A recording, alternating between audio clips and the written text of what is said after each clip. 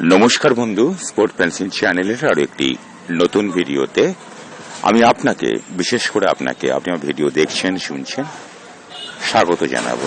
আমার মনে হয় আপনি ইতিমধ্যেই বোধহয় আমার চ্যানেলটিকে সাবস্ক্রাইব করে দিয়েছেন।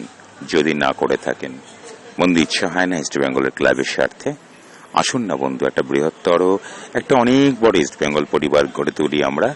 মোহনবাগান সমর্থকরা আমাদের প্রত্যেকটা মুহূর্তের না কানি চুমানি খাওয়াচ্ছে।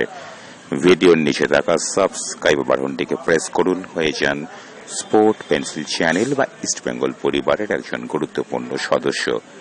আর হ্যাঁ, আরেকটা কথা আমাকে বলতেই হয়, ইস্ট বেঙ্গল জিতলে অনেকেই জয় ইস্ট বেঙ্গল শব্দে চিৎকার করেন। জিতু খারুক আমাদের মায়ের নামে, আপনার মায়ের নামে কি একবার আপনি জয় ইস্ট বেঙ্গল কথাটা কমেন্ট সেকশনে লিখতে পারেন না বন্ধু? লিখতে হবে বন্ধু, লিখতে হবে। অনেক নাটক ড্রামাবাজি সোশ্যাল মিডিয়ায় সুযোগ পেয়ে আপনারা করলেন। নরেন্দ্র মোদীকে ছাড়েন না, মমতা ব্যানার্জিকে ছাড়েন না, আমি কোন ছাড়, আমাকেও ছাড়বেন না।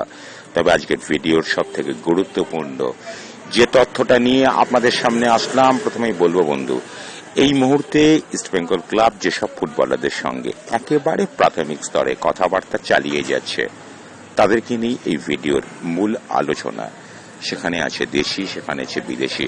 দয়া করে একটা কথা বলি বন্ধু, ভেবে নেবেন না যে ফুটবলারকে নিয়ে আলোচনা আজকের ভিডিওতে হলো তিনি একদম সুনিশ্চিত। আমি কিন্তু এরকম কোনো দাবি করছি না। তবে হ্যাঁ, ঘটনার যে পরম্পরা, যে গতি প্রকৃতি, সেটাকে তো আমি আপনাদের তুলে ধরতে বাধ্য। দেখুন, এবারে ইস্ট বেঙ্গল ক্লাবকে অনেক ম্যাচ খেলতে হবে। সব থেকে বড় কথা, বহু বছর পরে ইস্ট বেঙ্গল ক্লাব খেলবে আন্তর্জাতিক ম্যাচ।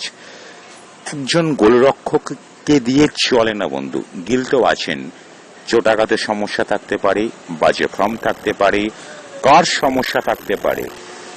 প্রসবকান্সের গিলের ডেপুটি হিসাবে ইনি ছিলেন গত মরশুমে স্টিভেন কনস্ট্যান্টাইন আমলে, তিনি ছিলেন প্রথম গোলরক্ষক। ইস্ট বেঙ্গল ক্লাবের কি ফলাফল হয়েছে আপনারা জানেন, অথচ আপনারা এটাও বলতে পারবেন যে গিল থাকলেই বা কি ফলাফল হয়েছে। তবে হ্যাঁ, এদের থেকে অনেক বেশি ফলাফল যিনি করেছে সেটা চেন্নাই এফসি, এবং একটা কথা দায়িত্ব নিয়ে বলতে পারি, সেই দলের গোলরক্ষকের নাম হচ্ছে দেবজিৎ মজুমদার। আজকেও এই পোড়া বাজারেও 2014-15 আই লিগ জয়ের মোহনবাগানের অন্যতম কাণ্ডারি দেবজিৎ মজুমদার, যিনি ইস্ট বেঙ্গল ক্লাবেও সোনা ফলিয়েছেন, চিনতে পারেনি শেষ পর্যন্ত। এই দেবজিৎ মজুমদারকে ইস্ট বেঙ্গল ক্লাব প্রায় চূড়ান্ত করার দিকে এগোচ্ছে। এই মরশুমে তার সাথে ইস্ট বেঙ্গল মাফ করবেন চেন্নাই চুক্তি শেষ। তিনি ফিরতে চলেছেন তার বঙ্গদেশের ইস্ট বেঙ্গল ক্লাবে। তাকে আমাদের সকলকে স্বাগত জানাতে অতি অবশ্যই হবে। দায়িত্ব নিয়ে বলে দিলাম বন্ধু, কয়েকটা প্রসবকান গিলকে এই দেবজিৎ মজুমদার বগলে রেখে দেয়, কিছু মনে করবেন না।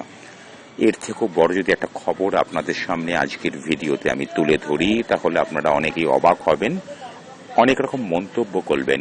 লালরেনজুয়ালা এই নামটার সাথে আপনারা পরিচিত। ইন্ডিয়ান আই লিগে এই ফুটবলারটা ভারতীয়দের মধ্যে সর্বোচ্চ গোলদাতার শিরোপাটাকে অর্জন করে নিয়েছেন। ইস্ট বেঙ্গল ক্লাব ছাড়া বাকি আরো দুটো দল, বেঙ্গালুরু এফসি প্রসঙ্গে একটা কথা বলি যে বেঙ্গালুরু এফসি কিন্তু মুঠে পড়ে লেগেছে একটা ভালো দল গঠন করতে। তারা বদ্ধপরিকর যে আগামী মরশুমে তারা এমন একটা দল গঠন করবে যে দল কিনা ইন্ডিয়ান সুপার লিগ চ্যাম্পিয়ন হবে। সেটা পরের কথা বন্ধু, ভালো দল গঠন করলে যে চ্যাম্পিয়ন হবে এতে কোনো মানে নেই। তবু একটা কথা আজকের দিনে দাঁড়িয়ে আপনাদের সামনে বলতে বাধ্য হচ্ছি বন্ধু, যে সর্বোচ্চ গোলদাতাকে ইস্ট বেঙ্গল ক্লাব কিন্তু ক্যাপচার করে ফেলেছে। আমি আগেও বলেছি, এখনো বলছি, ঘটনার পরম্পরা বা গতি প্রকৃতি নিয়ে আমরা এই মুহূর্তে ভিডিওতে আলোচনা করছি। অনেক ইস্ট বেঙ্গল সমর্থক, অনেক না বলে কয়েকটি, ওই 7-8 জন ইস্ট বেঙ্গল সমর্থক, ওরা আদৌ কি ইস্ট বেঙ্গল সমর্থক না অত্যুৎসাহী মোহনবাগানের ভাড়াটে সেনা, সেটাকে নিয়েও প্রশ্ন আছে।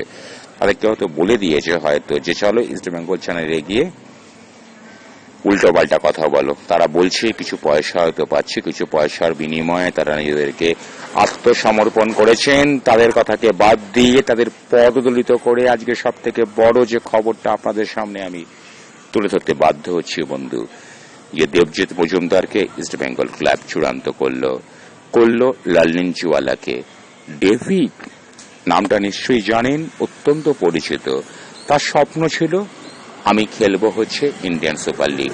হ্যাঁ, এবার নিজের যোগ্যতা বলেই মোহামেডান স্পোর্টিং আইএসএল খেলার যোগ্যতা অর্জন করেছে, অর্থাৎ ডেভিড চাইলে পরেই আইএসএল খেলার তার যে স্বপ্ন সেটাকে অতি অবশ্যই সাদা কালো জার্সি গায়ে পূরণ করতে পারেন। কিন্তু এখানেই কিন্তু একটা নাটকীয় মোচড়। তার সঙ্গে ইস্ট বেঙ্গল ক্লাব যেভাবে জোকের মতো ফেবিকুইকের মতো এঁটেছিলেন, তার ফল পেয়ে গেছেন। সাদা কালো জার্সি গায়ে নয় বন্ধু, লাল হলুদ জার্সি গায়ে আমরা আগামী মরশুমে ডেভিডকে খেলতে দেখব। ভিপি শিবেরকে দিয়ে আর চলে না বন্ধু।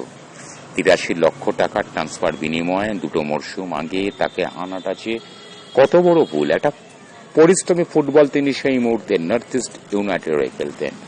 তারপর থেকে শুধু ধোকাবাজি আর ধোকাবাজি। তিনি নিজেকে শেষ করে ফেলেছেন, হারিয়ে গেছেন। কেন হারিয়েছেন সে জানার দায়িত্ব আমাদের ইস্ট বেঙ্গল সমর্থকদের নয়। তবে সব থেকে বড় যে কথাটা আজকে বলতে পারি, এই ভিপি শিবেরকে সরিয়ে ইস্ট বেঙ্গল ক্লাবে জায়গা নিচ্ছেন ডেভিড। ডেভিডের মতো তরুণ প্রতিভা। অনেকে বলতে পারেন যে ডেভিড তো আই লিগে সেভাবে নিজেকে প্রমাণ করতে পারেননি। কি করে প্রমাণ করবেন বন্ধু? বিদেশি কোচ ভারতীয়দের সেভাবে সুযোগ দেন না। চেন্নি সাহেবের নামে সবাই জয়গান করছে, দীপেন্দ্র বিশ্বাস অব্দি তার পদলেখন করছে। কেন করছে পরের কথা, যদি বাস্তবটা বোঝেন দীপেন্দ্র বিশ্বাস, বঙ্গ সন্তান কোথায়, আপনার দলে কোথায়? আমরা সবাই চিৎকার করছি বাংলা জয় জয়াকার হয়েছে। বন্ধু, বাংলার কোনো জয় জয়াকার হয়নি। ভাড়াটে সৈন্যদেরকে নিয়ে কখনো মোহনবাগান, কখনো ইস্ট বেঙ্গল, কখনো ওই দীপেন্দ্র বিশ্বাসদের মোহামেডান বাজিমাত করছে। দীপেন্দ্র বিশ্বাস, আপনাকে সম্মান রেখে বলি, বঙ্গ সন্তানদের তুলে আটুন।